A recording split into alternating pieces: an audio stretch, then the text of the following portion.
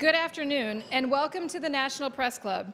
My name is Teresa Warner, and I am the 105th president of the National Press Club.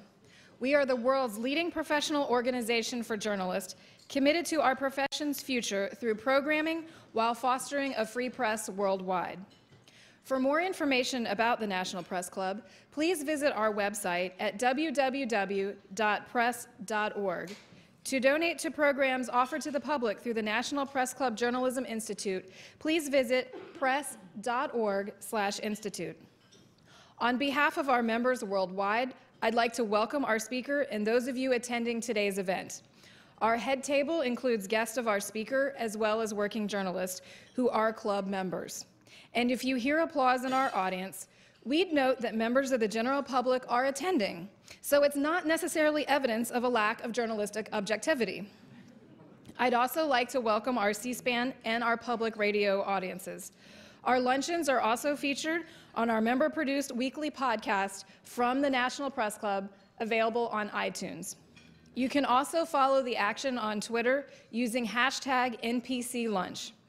After our guest speech concludes, we'll have a Q&A. I will ask as many questions as time permits. Now I would like to introduce our head table guest, and I'd ask each of you here to stand up briefly as your name is announced. From your right, Mike Surahan, reporter, Energy Wire. Margaret Ryan, energy journalist and analyst at AOL Energy. Laura Davis, Chief of Staff, U.S. Department of the Interior and guest of the speaker. Jennifer Delowy, energy reporter, Houston Chronicle. Marcelyn Burke, Acting Assistant Secretary for Land and Minerals Management, U.S. Department of the Interior.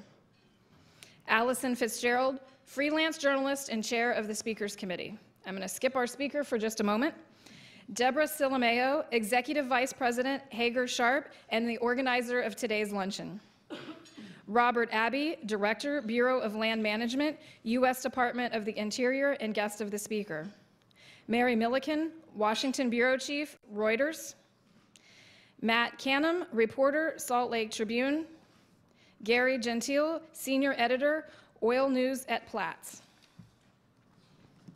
Few people understand or have a greater appreciation for land than a farmer. Farmers live on the land, they make their living from the land, and they know firsthand the effects of Mother Nature and Father Industry. Interior Secretary Ken Salazar hails from 5 generations of farmers. He was born and raised in Colorado on El Rancho Salazar with no electricity and no telephone. So the focus was on hard work and a deep appreciation for the land. After a stint in the seminary, he wound up going to college, getting a law degree, and being asked to work as a legal counsel for Colorado Governor Roy Romer. Salazar reportedly said, "I'll do it for 1 year because I don't want to be in politics." As the story goes, his political career was mapped out by a political mentor on a napkin in the back room of a tamale shop.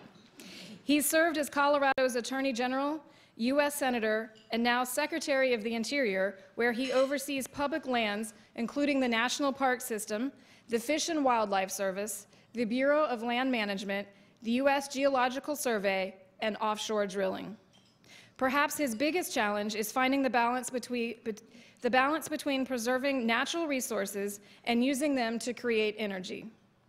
At the beginning of the administration, Salazar was, along with President Obama's appointments at Energy and EPA, part of what some dubbed the Green Dream Team. He quickly warned the oil and gas industry that public lands were no longer a candy store and that we can't drill our way to energy independence.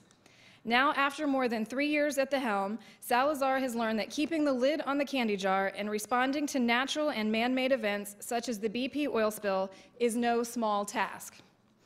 When the BP-operated Deepwater Horizon oil well exploded 2 years ago and 53 gallons of oil spilled into the Gulf every day, environmentalists loudly criticized the Interior Department, and even the President said the cleanup was moving too slowly. Today, gas prices top $4 a gallon in some places, and the Obama administration is under pressure to boost U.S. oil production. This week, the Interior Department announced a plan to streamline permits for land-based drilling, and last week, Salazar moved a step closer to allowing seismic mapping surveys off the Atlantic coast to determine what oil and gas resources exist in that area. When Salazar appeared with President Obama to accept the nomination as Interior Secretary, he created some buzz by wearing a cowboy hat at the White House. Even after all these years in Washington, he wears his Stetson so frequently that almost every profile piece makes some mention of that. So this introduction wouldn't be complete without saying something about that hat. And I must say, even though you didn't wear your hat today, because we are indoors, Mr. Secretary, welcome to the National Press Club.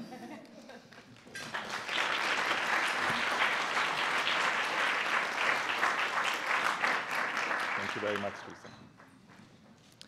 Thank you very much, Teresa, for that kind introduction and for being president of the National Press Club. I understand that it's also a political place where you have to run for office, and she won, having two other opponents that she defeated, so she's no stranger to politics. To Ellison Fitzgerald, thank you for being a part of this effort and for being the chair of the Speakers Committee.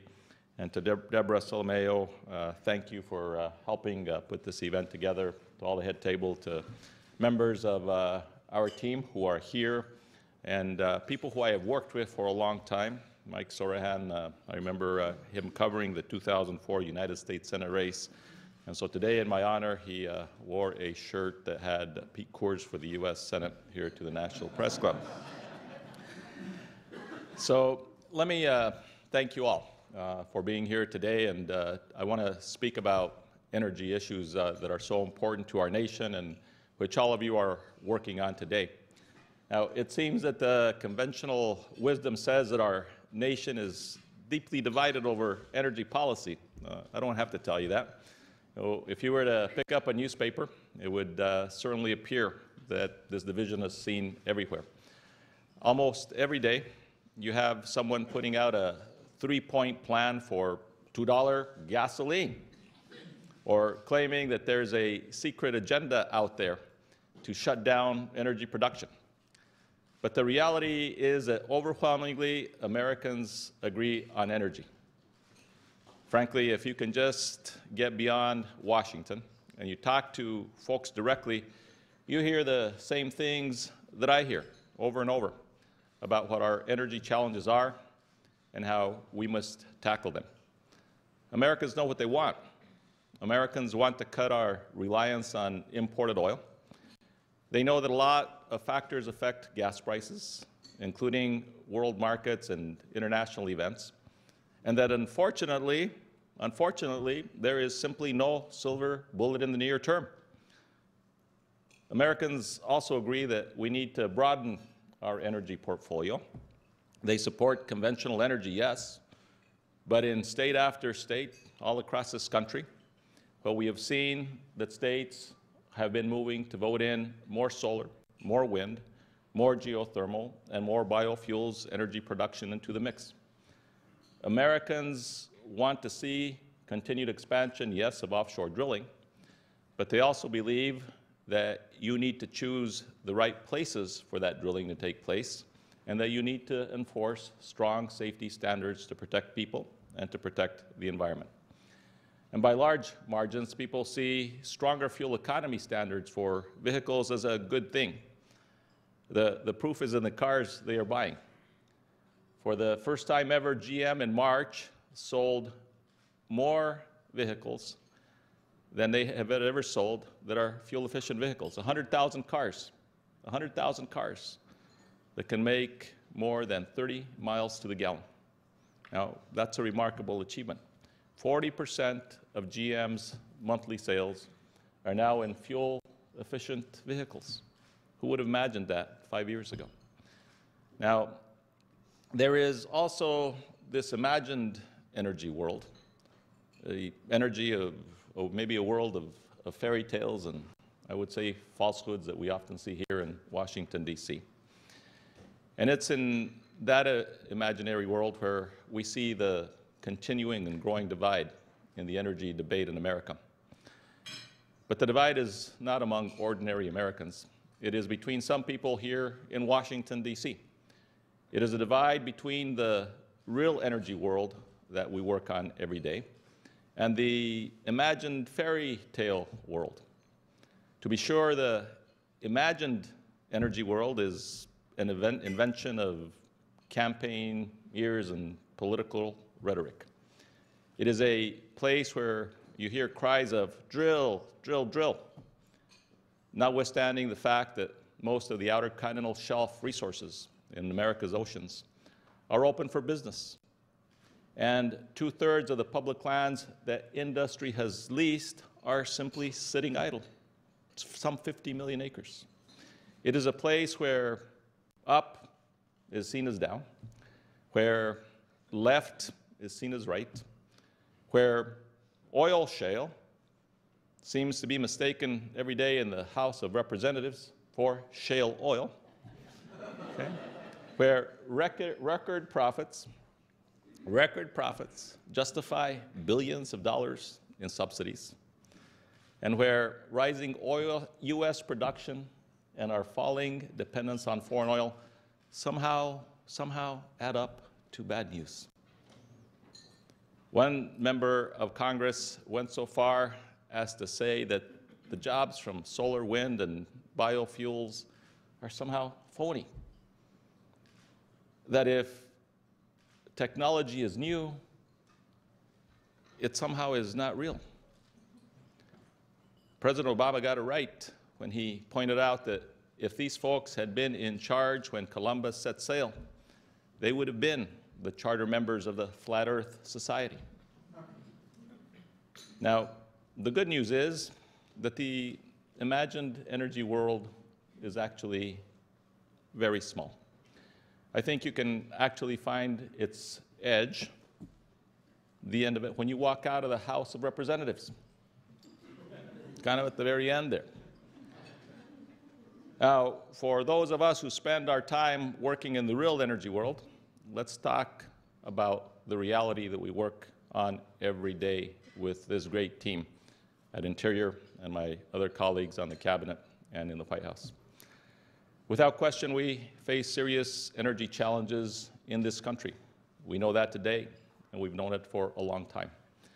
Gas prices are taking on a real toll and creating a real pain on family budgets.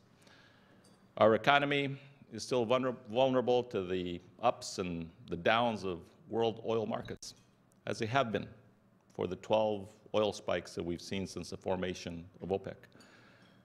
Because so many Americans, including industry and environmental and conservation organizations, but especially the American people, are results-oriented, and all of the above energy approach is the right approach. And our nation has made remarkable progress over the last 3 years. Industry, government, investors, scientists, and stakeholders all deserve credit. On the broadest scale, U.S. gas production is at an all-time high. Gas production is at an all-time high. And oil production is at an eight-year high. 8-year high.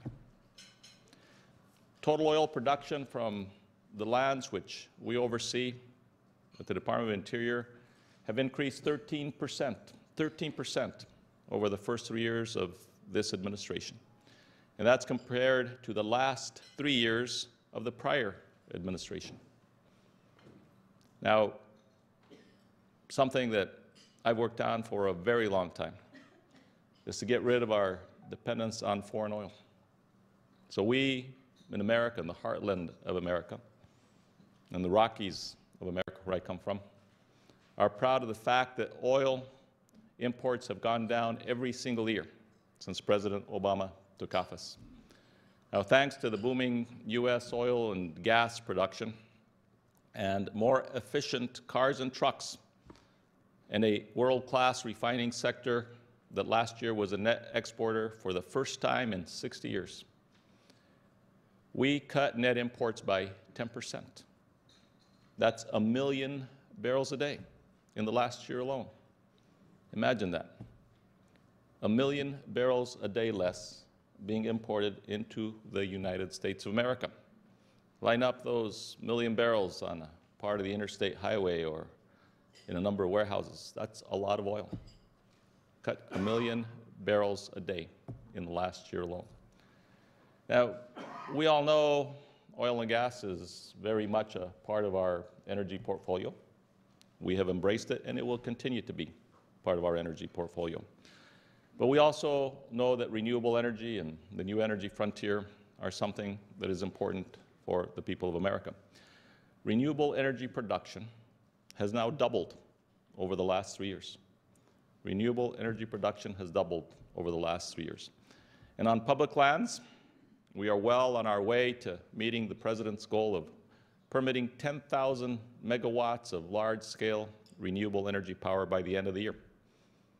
We'll power millions of American homes through that renewable energy effort that Bob Abbey and the people at BLM, Steve Black, and so many other people have worked on over the last 3 years. Now, all of these trends show the gathering strength of an American energy economy, but they also reflect the practical problem-solving mindset that we are bringing to bear at all levels of our decision-making. When President Obama asked me to come and run the Department of Interior, he sent me here to fix problems, to help us find solutions for the long term on problems that had escaped solution from people who had been in my position and people who had served in the White House for decades and decades in the past.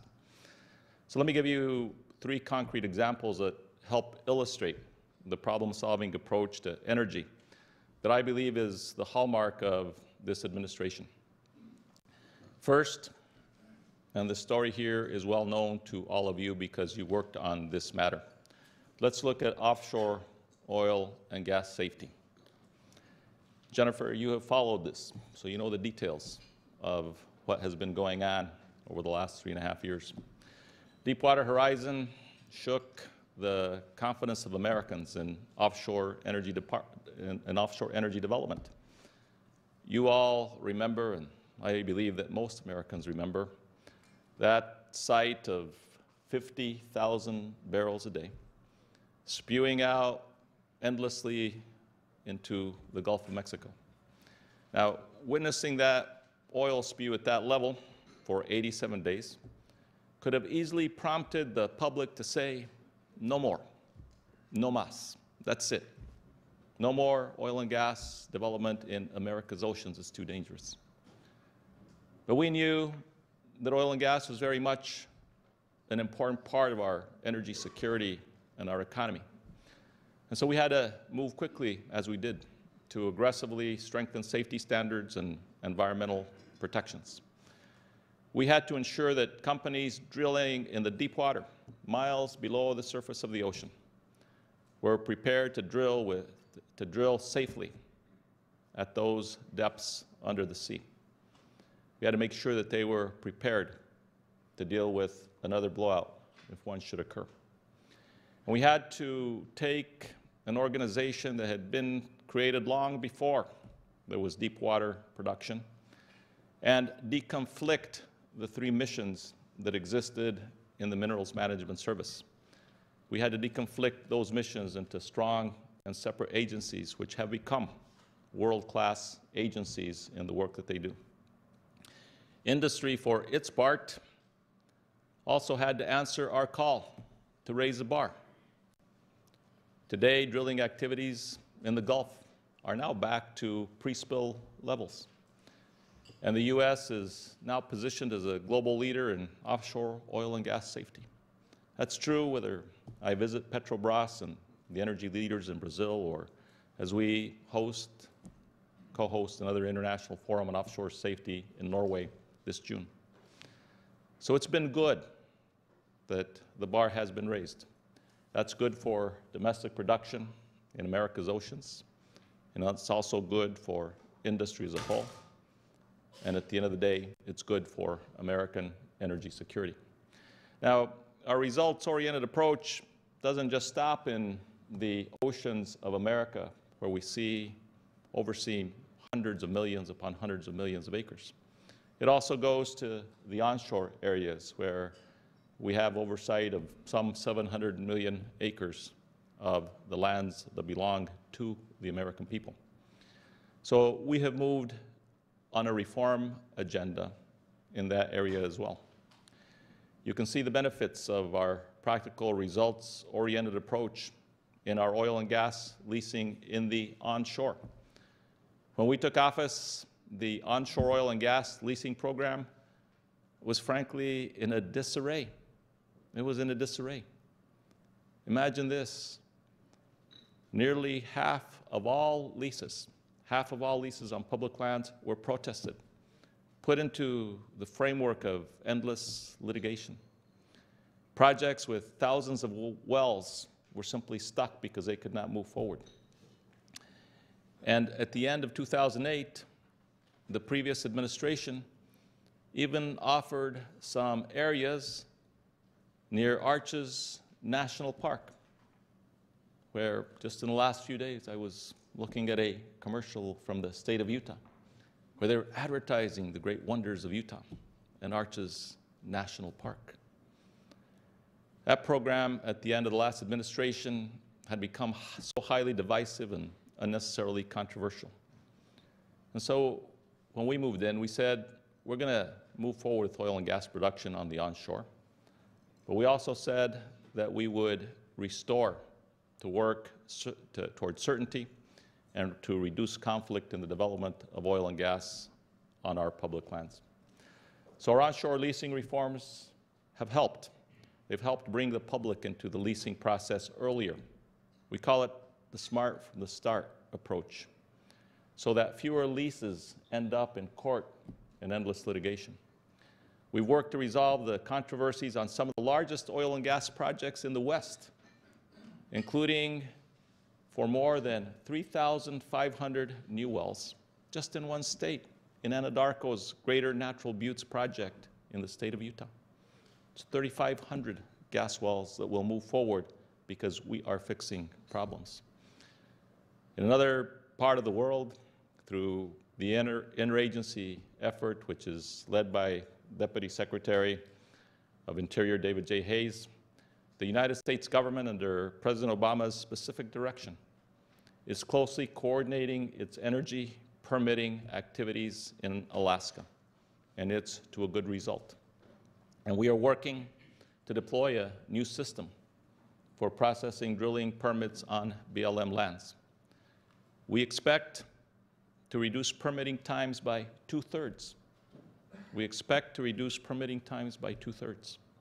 Now, this is a common theme. There is a common theme in all this to all of us, and that is tackling a problem head-on, getting it done right, and then moving on to the next challenge, because we know there are other challenges ahead.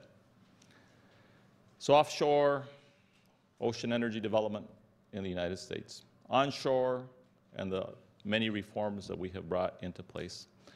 And the last area where we've spent a very significant amount of time is in the renewable energy world. As of early 2009, when I first came to the Department of the Interior on the 21st of January of that year, not a single large-scale solar energy project had been approved for construction on the public lands of the American people. Offshore, Cape Wind had been a process disaster from day one, languishing for 8 long years in a process that seemed to have no end.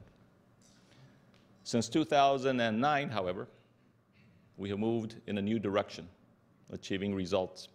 We've authorized 29 utility-scale solar, wind, and geothermal projects on public lands. I've been there and have seen these projects rising out of the desert. They will make believers out of the skeptics that we can catch the power of the sun. When these projects are built, they'll provide over 6,500 megawatts of clean power for over 2.3 million American homes, and they will create thousands of jobs as we grasp the new energy frontier. We also have approved Cape Wind at the Department of the Interior. And even more importantly than Cape Wind, what we have done is on the Atlantic and even in places on the Pacific, working with the governors of those states, we have from the ground up built an offshore wind leasing program for the United States. None of this would have happened if not for the teams of people we have deployed to help make sure government reviews are coordinated and done in a timely basis. I'm very proud of what we have done on this new energy frontier, and I believe that it will be a lasting legacy for the American people. Now, I begin my remarks today by suggesting that there is a widening gap between the real energy world that I work on every day, on which we have made so much progress over the last 3 years, and the imagined fairy tale world of the falsehoods of a campaign year and a political season. Now, I want to be realistic about what we can expect from this House of Representatives, but I do believe that there are some things that they can work on, some low-hanging fruit that should and could be passed even this year. This House of Representatives should put the energy security of the United States of America ahead of the politics of the time. And I'll mention just 3 items. There could be many more items that they could work on to help us get to this energy future. But first, I believe Congress should move immediately to codify the reforms we have implemented since the Deepwater Horizon disaster. It's inexcusable that Congress has yet to enact not one piece of legislation to make drilling safer. Now, for the American people, for all of you, for those of us who lived through that crisis, it would seem to me to be a clarion call to action. What is it that we should do as the United States of America to make offshore drilling more safe? My early days in this administration and testimony before the Senate Natural Resources, House Natural Resources Committee, the House Natural Resources Committee in Nick Ray Hall, I said, ocean energy is such an important part of America's energy portfolio that we should indeed have organic legislation that codifies what this agency does on behalf of the American people. It wasn't done then, and even since the Deepwater Horizon, it still hasn't been done.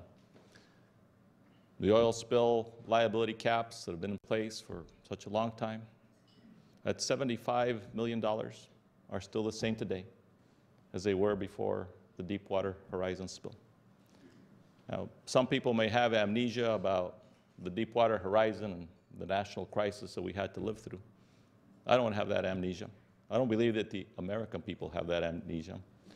And I do believe that the American people want the United States House of Representatives to act on responsible energy legislation. And one of those aspects of responsible energy legislation would be to codify the reforms that we have implemented in the executive branch. Number 2, I'm not trying to give a laundry list of 100 things because I'm not sure that they can get it done. So these are simple things. Codification of much of what we've done and some liability reforms that we have proposed and endorsed, they ought to be able to get that done.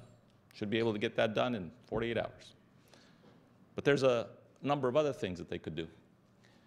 We are working with the Congress right now on legislation that's needed to implement an agreement that we reached with Mexico to open the transboundary oil and gas reservoirs for development. The agreement would terminate a moratorium on drilling along our maritime boundary and provide a framework for new exploration and development in an area the size of Delaware. We estimate the area contains up to 172 million barrels of oil and over 304 billion cubic feet of natural gas. Now, that agreement came about as a result of some very hard work between people in the Department of Interior and the State Department and the Mexican government. And it culminated in a signing that was attended by President Felipe Calderon in Mexico at the G20 meeting very recently. The agreement was signed by Secretary Clinton and Secretary Espinosa from Mexico? Well, some people say Mexico moves slow, but in this case, the Mexican legislature has already approved the agreement. We shouldn't have to wait to act on the agreement here either. Congress should act on approval of that transboundary agreement through implementing legislation. It'll be good for the energy security of the United States of America. It also would be good for the entire Gulf of Mexico because it is, after all, only one pond. It is a pond which is frankly shared mostly between the United States and Mexico. And it's a place where we know we have the largest proven reserves of oil and gas in our country. So those are two simple things that the Congress, I believe, could do, codify what we've already done on offshore safety, approve an agreement that we've worked on very hard in the Gulf of Mexico, in the maritime boundary. But I believe they might want to do a few other things. I believe that Americans also want to see Congress implement a policy that makes for a long-term, sustainable, renewable energy economy. That includes making tax credits for renewable energy generation permanent and refundable, so there's financial certainty. And so we don't face the boom and the bust that many of us witnessed in the 1970s with solar power. And we need a clean energy standard. We're moving forward with our own in the executive branch, but it would be good if the United States Congress were to pass a clean energy standard that would provide the signal to investors that they need. If that signal were given, there would be billions of dollars of capital that would move off of the sidelines and to the new energy frontier. Now, is it likely that Congress will rise to the occasion this year, that they can do those three things? And perhaps if we had the kind of bipartisan effort that we have seen before in 2005 and 2007, that we could get to some real energy legislation? Well, I would hope so. I would hope that the Congress can see that the needs of the American people are first and foremost, as opposed to the politics of the day. Well, I think that those who have stood in the way of solutions are going to find the ground shifting under their feet. The energy world is changing, with or without them. Whether it's our oil and gas technology, our solar power plants, the pace of American innovation is simply staggering. The United States is determined to lead the new energy world. The President is determined to make sure the United States leads this new energy world for the United States. So it's no longer a question in my mind of whether you support renewable energy or conventional energy, or whether you favor the environment or you favor the economy. The American people have already decided to take an all-of-the-above energy approach. The all-of-the-above energy approach is what we have been implementing and will continue to implement under President Obama. If there's a choice to be made still, it is whether you are going to be a part of that bright and promising energy future, or where the politics of the moment are going to see us have a repetition of what we have seen the failed energy policies of past decades.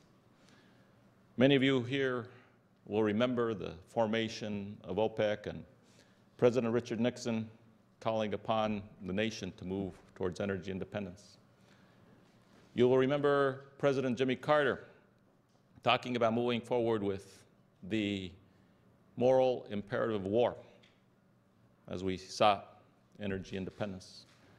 You'll remember the formation of what then was called SERI, that became the National Renewable Energy Lab in Golden, Colorado. And everyone here should remember well the oil and gas price shocks and gas shocks that we have seen since the 1970s. Every time they come around, it's the same old tired bumper stickers on solutions. Well, we're not into that business of bumper sticker solutions. We're into the business of real solutions not imagined or political solutions for America's energy security. And with the work that we have done over the last 3 years and 3 months, we have laid a very solid foundation for America to finally get to an energy security that is worthy of the people of this great country. Thank you all very much.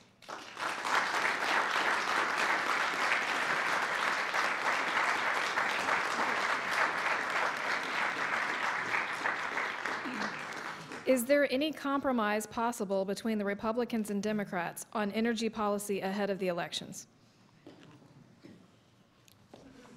You know, I think that there is always that possibility. You know, I was a member of the United States Senate. I have great friends on both the Democratic side and the Republican side. I have great friends in the House of Representatives on both sides.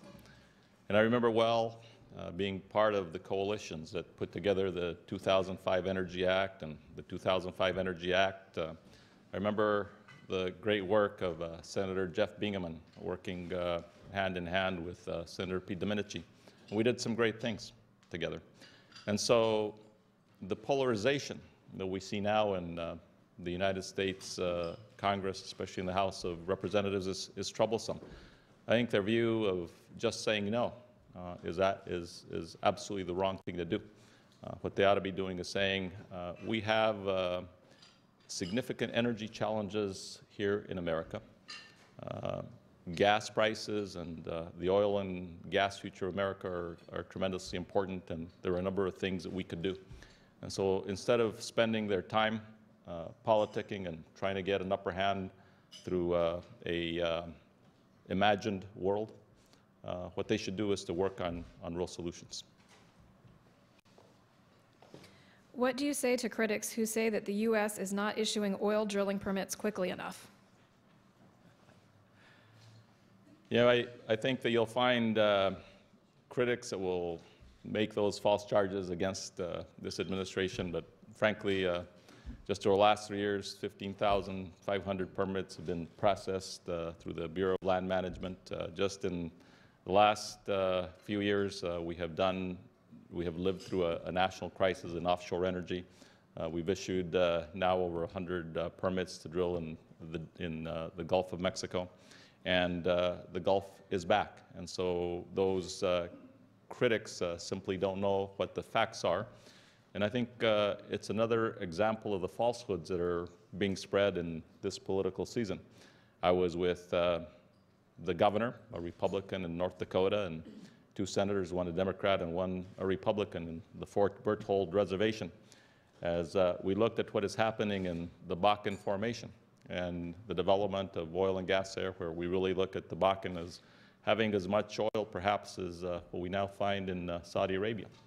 Well, I was there 3 years ago, and remember that Senator Dorgan and Senator Conrad took me to the Fort Berthold Reservation. They said, we have a problem here.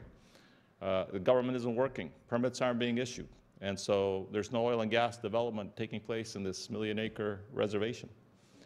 We set up a permit process to try to break through a bureaucracy that simply wasn't working at the end of the last administration. Today, when you go out to the Fort Berthold Reservation, 200 permits have been granted. Oil and gas activity is being seen everywhere. In Indian country alone, where there are millions and millions of acres of potential development, the oil development and production just on Indian lands has doubled in the last 3 years. And so for those who say we're not issuing permits, frankly, they're simply wrong. How has the Obama administration improved oil production in the U.S., and is it lowering gas prices for American families? On the oil and gas production, as I said in my comments, we are producing more oil than at any time since 2003 here in the United States of America. Those are just the facts. Those are just the facts. And more gas is being produced in the United States than at any time in our history. And when one looks at the question of production from public lands, where we have critics who say we aren't doing enough on public lands, we are now producing 13% more oil off of our public lands than was being produced 3 years ago. So we're doing as much as we can to make sure that we are implementing the all of the above energy strategy. At the end of the day, we all know that we cannot drill our way to energy independence.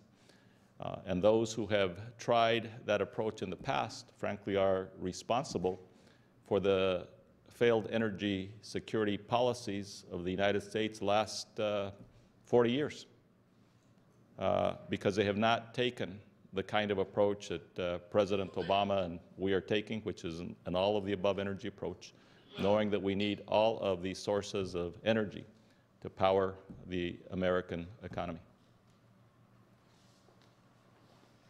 Gasoline exports are up, squeezing supply and keeping prices high. Shouldn't American oil serve Americans first? Well, American oil is serving Americans first, because the oil that we're producing here is what we are using to power our economy from the Gulf of Mexico alone. Today, about 30% of all the oil and natural gas that we produce in the United States comes from the Gulf of Mexico, and it is consumed here in the United States. So the energy that we are creating here in the United States is partly responsible for the fact that last year alone we imported less than 1 million barrels a day than we had in the prior year, 1 million barrels a day. So the energy that is being produced here is in fact being used here in the United States. On the issue of gas prices, as everybody here in this audience knows, it is determined through global economics.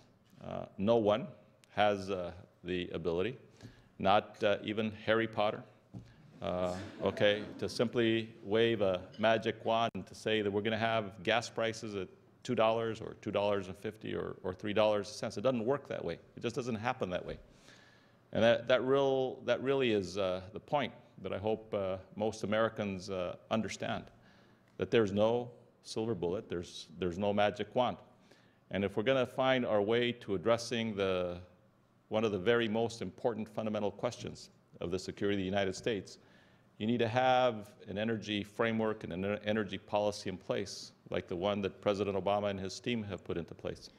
And that's an all-of-the-above energy strategy that, yes, understands oil and gas as part of our energy future, renewables like solar, wind, and geothermal, opening up a new chapter that had been closed for such a long time on nuclear, biorefineries, where we now have the first 4 of those commercial biorefineries where we are going to see advanced biofuels, but it's an all-of-the-above energy strategy.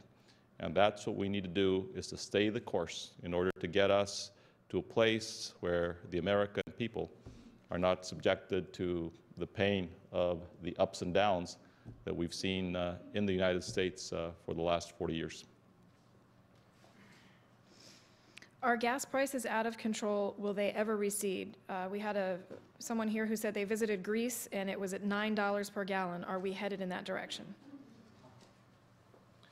You know, we do not control the price of oil. I check the price of oil every day because I care, and I know that it's a painful time for the American people. I don't think anyone can speculate what will happen with respect to oil prices and gas prices, because they're set on the global economy. And what we see happening today are the influences first of unrest in places like the Middle East and Iran, which disrupt the markets and allow the futures markets to play on some of what they see the unrest around the world. And secondly, the huge demand that you start seeing in places like China and India and Brazil, where you have lots of people who want to be just like people here in the United States. They want to have their vehicle, and they want to be able to drive their vehicle. So the unsettled nature of conflicts in the Middle East and what is happening with respect to the global economy really is what has led to the price hikes that we have seen here today. So where it will all end, no one knows. But what I do know is this: that the all of the above energy framework is what we need to stay the course on in order for us to be able to avoid the kinds of upheavals that we have seen since the formation of OPEC, since Gulf War I, Gulf War II, and so many other events that have transpired since the early 1970s. I'm told that this is breaking news. The Justice Department makes its first arrest in the BP oil spill, a former BP engineer. Do you expect more people to be brought to justice? It's breaking news. I've been up here with you. Let me just say that the United States has been committed from day one to make sure that we are holding BP and others accountable for what happened in the Gulf of Mexico. The Department of Justice obviously is involved in the criminal end of that. We're involved in the civil end of that with the Justice Department as well. And what I can assure the people of this country is that Attorney General Holder and our team who has been working on making sure that BP and other companies are held accountable will in fact be held accountable. There are laws and regulations that are on the books. As our reports have shown, including the joint investigation between our department and Homeland Security, there were, in our view, a number of laws and regulations that were in fact broken. So people and companies will be held accountable. BP had at least 2 criminal felony convictions for safety and environmental crimes and is facing more for the 2010 Gulf oil spill. Yet your department continues to allow the company to drill in U.S. waters. Should there be a 3 strikes and you're out policy for companies just as there are for individuals? Our approach is to hold companies accountable and making sure that they are meeting the standards that we have imposed. So if you look at what happens in the oil and gas world, especially in the deeper waters, we have an approach which is essentially based on a 3-legged stool. One of them is prevention. Nobody wants to see blowouts like the one we saw at Macondo before. The second is containment. If something like the Macondo well blowout were to happen again, we want to make sure that we can move in swiftly and that the situation can be contained. And the third is oil spill response. If you have an oil spill, we want to make sure that we have the ability to be able to respond effectively to an oil spill. And so working with industry, with companies that have now been formed like the Marine Well Containment Corporation and Helix, we have made huge progress in terms of the preparedness on oil spill response as well as containment, and led largely by our agencies and the Ocean Energy Advisory Committee, which I have put into place. We are moving forward to make sure that we have good laws that can be followed, and we will keep people accountable for them. Now, with respect to the question on BP, our expectation is BP will be held accountable for what it has done in the past. In the future, BP will be held accountable to meeting the standards that we promulgate through the rules and the permitting processes of the Department of Interior. What would you do differently if there was another oil spill? We would move with the same sense of urgency. Production in our oceans at depths of 5,000, 10,000 feet are not risk-free. There was always risk there, but the components of the plan that we have put into place, I think would give us an ability to respond very quickly, because now you have, for example, caps that have, containment caps that are readily available that could come in and could be used to stop a well like that would be an out-of-control well like the Macondo well. So we are much better prepared today than we were before. Part of our effort also has been to try to make sure that the lessons that we have learned here are lessons that the rest of the world can also look at and hopefully follow, because the oil and gas world is a global industry. So what's happening today in the pre-salts off of Brazil, what other countries are doing in the Arctic Circle, what's happening offshore in Nigeria and other places around Africa, where there are huge reserves of oil, but in the very deep water, it's important that the standards and the efforts that we have here underway in the United States are also learned by other nations. And so we have worked to make sure that we are engaged in the international world to assure that the kind of disaster that the BP oil spill brought to this nation is not the kind of oil disaster that we will see again. Since the Deepwater Horizon disaster, are you being more strict on denying drilling permits based on safety and environmental concerns? Yes, we have new sets of regulations that have been put into place. The permit reviews are rigorous. We make sure that any company that is going to be operating in the waters of the United States is complying with the rules that we have set out. And so we are in a much better place today than we were before the Macondo well blew up in the Gulf of Mexico. How confident are you that Shell's planned drilling in Arctic waters near Alaska will go forward this summer now that its oil spill response plans have been approved? We are still in the process of moving forward with the evaluation of the applications to drill for Shell in two of the seas in the Arctic, the Beaufort and the Chukchi seas in the United States. And we'll make those decisions soon and in a timely manner. If the decision is made not to move forward, it would be because of the fact that we don't find compliance with the requirements that we have imposed at the Department of Interior through the Bureau of Safety and Environmental Enforcement and through the Bureau of Ocean Energy Management, two agencies which I created.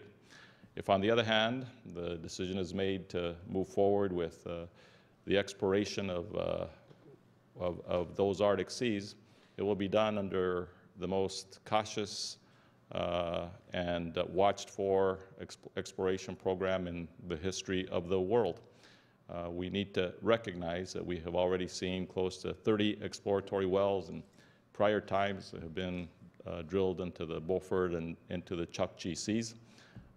In my view, if we move forward, part of what would happen is that we would be gathering additional information about those Arctic seas so that then we as an American public and American government can make informed decisions about how best to move forward.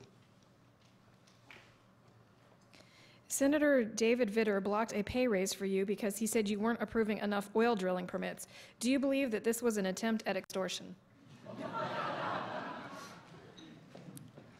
You know, Senator Vitter and I came to the Senate at the same time in 2004.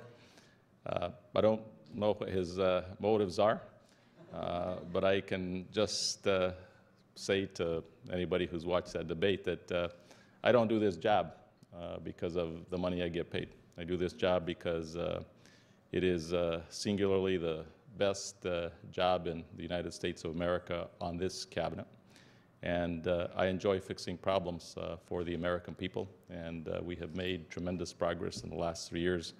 And so that's what I focus on every day. The Interior Department has been promising new regulations for hydraulic fracturing on public lands for months, but the rules have yet to materialize. What's the current status of these regulations, and why has it taken so long for them to be released? Natural gas is a very important component of America's energy future. The President has endorsed natural gas even in the campaign of 2008 when he spoke about the importance of trying to move forward with the Alaska natural gas pipeline and meetings that I had early on in the administration to move forward in that agenda. So we are strong believers in the future of natural gas as a way to power our economy. We know and believe that we have a supply which is an American supply and frankly not as expensive as oil today, which could power the economy of the United States for the next 100 years.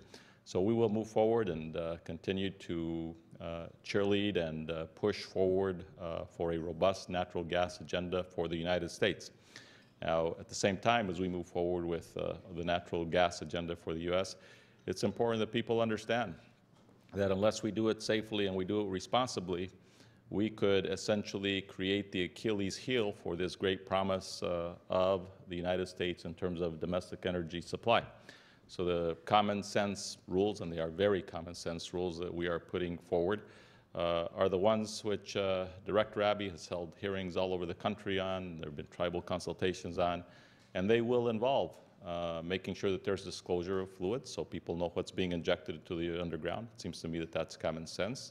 It will involve wellbore integrity, so you don't have contamination of water quality for drinking water supplies. It will involve making sure that the water that comes back as flow back water, that there are monitoring requirements with respect to all that. But the finality of those rules has not yet been achieved. We are in the process of working through the final details of all of that. But I would note that we are not the only ones that have been involved in making sure that hydraulic fracturing is one that can be done in a safe way and that has the support of the potentially affected public. If you look at the state of Colorado, we now have a new set of rules that require disclosure. If you look at the state of Wyoming, one's a Democratic governor, the other is a Republican governor in Wyoming, have moved forward with a common sense set of hydraulic fracturing rules. So we will move forward with a common sense set of rules once we complete the refinement of those rules, which Director Abbey and Assistant Secretary Marston Burke and others have been working on.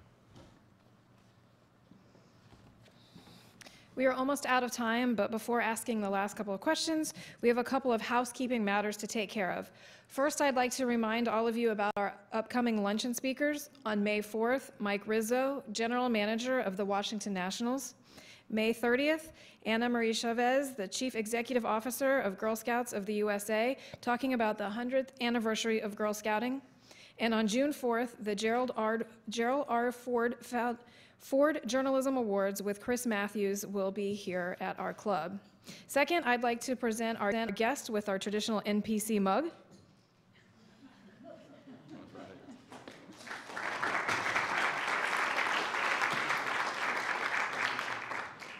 And a couple of quick last questions. Do you know when the Washington Monument will reopen for visitors?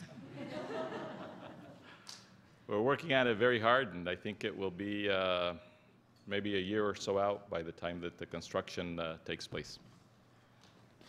Since you once said you didn't want to be in politics, do you sometimes wish you didn't go beyond that 1 year?